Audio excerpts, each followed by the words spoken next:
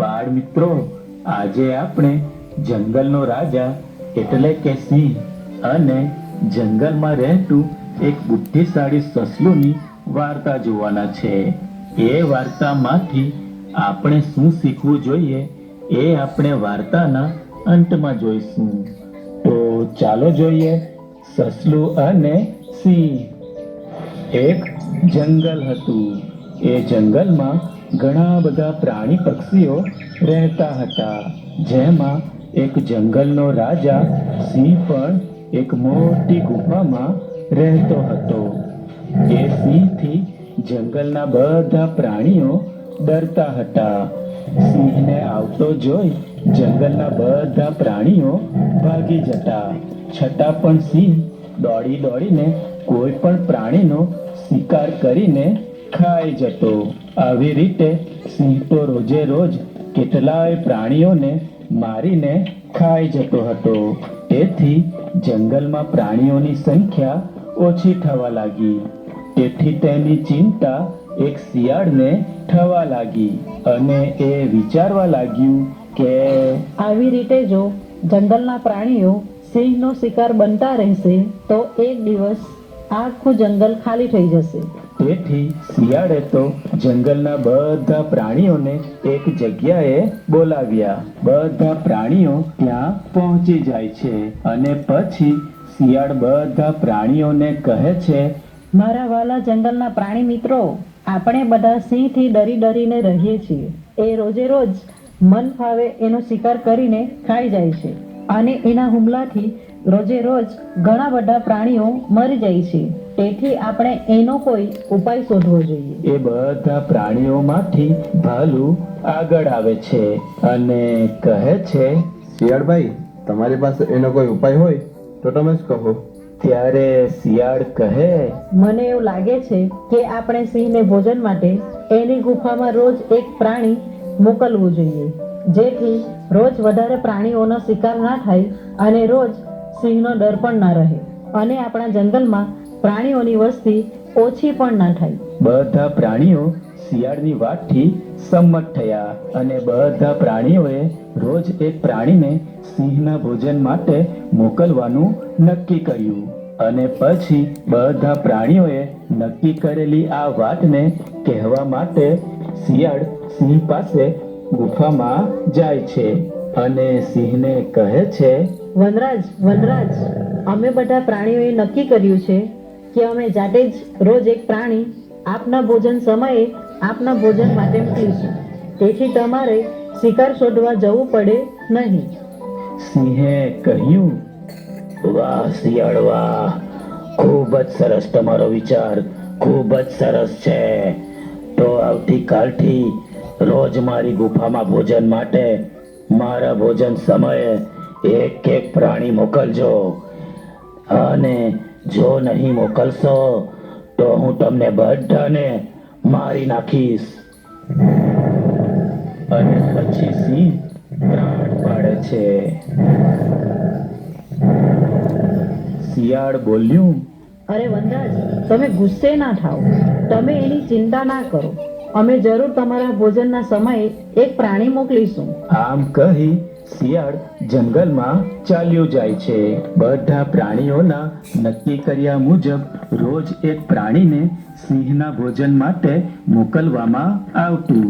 આમ રોજ ભોજન સમયે સિંહને તો બેઠા બેઠા શિકાર ગુફામાં મળ્યા કરતો હતો. તેથી સિંહ તો ખુશ થતા થતા બોલે છે, વાહ ભાઈ વાહ, મજા પડી ગઈ. આવો વિચાર પ્રાણીઓને પહેલા કેમ ના આવ્યો હતો?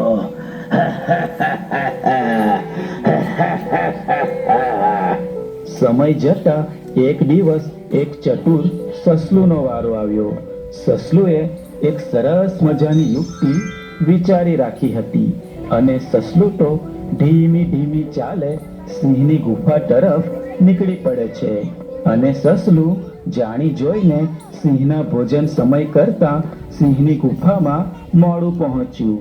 સસલું મોડું પહોંચતા સિંહ ગુસ્સે થયો અને પૂછ્યું, મૂર્ખ સસલા, તું કેમ મોડો આવ્યો?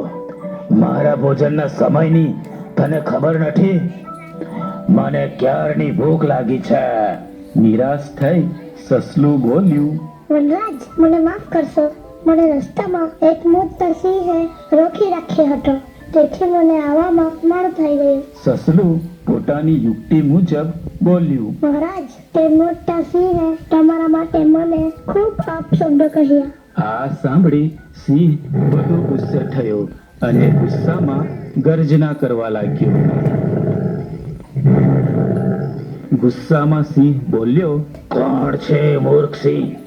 કોણ છે હરામખોર જેણે મને અપશબ્દો કહ્યા? કોની આટલી હિંમત? હું એને મારી નાખીશ. હું એને ખાઈ જઈશ. ક્યાં છે મૂર્ખ સિંહ? સસલું બોલ્યું, વનરાજ, ગુસ્સે ન થાઓ. હું તમને એ મૂર્ખ સિંહ પાસે લઈ જાઉં છું. સસલું કોપાયમાન થયેલા સિંહને જંગલમાં દૂર એક ઊંડા કૂવા પાસે લઈ જાય છે. કૂવાની પાસે જઈ સસલું બોલ્યું, વનરાજ, તે મૂર્ખ સિંહ આ કૂવાની અંદર બેઠો છે. સિંહે તો આટલું સાંભળતા જ કૂવા ઉપર ચડી અંદર જોવા માંડ્યું. કૂવાનું પાણી ચોખ્ખું હોવાથી સિંહને પોતાનું જ પ્રતિબિંબ દેખાયું. પણ ગુસ્સાથી લાલચોળ થયેલો સિંહ પોતાના પ્રતિબિંબને જ બીજો સિંહ માની બેઠો અને ગર્જના કરી બોલ્યો, એ કાયર, એ ભીરુ કાયર, એ ભીરુ કાયર. આટલું બોલતા જ પોતાનો જ અવાજ પડઘા સાથે પાછો સંભળાયો. આ જોતા જ સસલું બોલ્યું, જુઓ જુઓ વનરાજ, આ કાયર સિંહ કૂવાની અંદર જ બેઠો છે. સિંહ તો વધુ કોપાયમાન થતા કૂવાની અંદર છલાંગ લગાવી કૂવામાં કૂદી પડે છે અને એ સિંહ તો એ કૂવામાં ડૂબવાથી ખૂબ ધમપછાડા કરે છે. બચાવો, બચાવો, કોઈ મને બચાવો, કોઈ પ્રાણી આવીને મને બચાવો, બચાવો, બચાવો, અરે બચાવો મને, કોઈ પ્રાણી આવીને બચાવો મને, બચાવો. અને ખૂબ ગર્જના કરે છે. પણ અંતે તે સિંહ કૂવામાં ડૂબી જાય છે અને આમ કૂવામાંથી આવતો અવાજ સાંભળીને જંગલના બધા પ્રાણીઓ કૂવા પાસે આવી જાય છે અને સસલું પાસેથી સમગ્ર ઘટના જાણે છે. દરેક પ્રાણીઓ ખુશ થઈને સસલુંને અભિનંદન પાઠવે છે. તો બાળ મિત્રો, કેવી લાગી આ વાર્તા? મજા આવીને આ વાર્તા જોવામાં? બાળ મિત્રો, આ વાર્તામાંથી આપણે શીખવું જોઈએ કે જ્યારે આપણી સામે કોઈ મોટી મુસીબત આવી હોય અને એ મુસીબત સામે લડવા માટે આપણી શક્તિ ઓછી પડતી હોય ત્યારે એ મુસીબત સામે લડવા માટે બળનો નહીં પણ બુદ્ધિનો ઉપયોગ કરવો જોઈએ, જેથી મોટામાં મોટી મુસીબતથી પણ આપણે બચી શકીએ.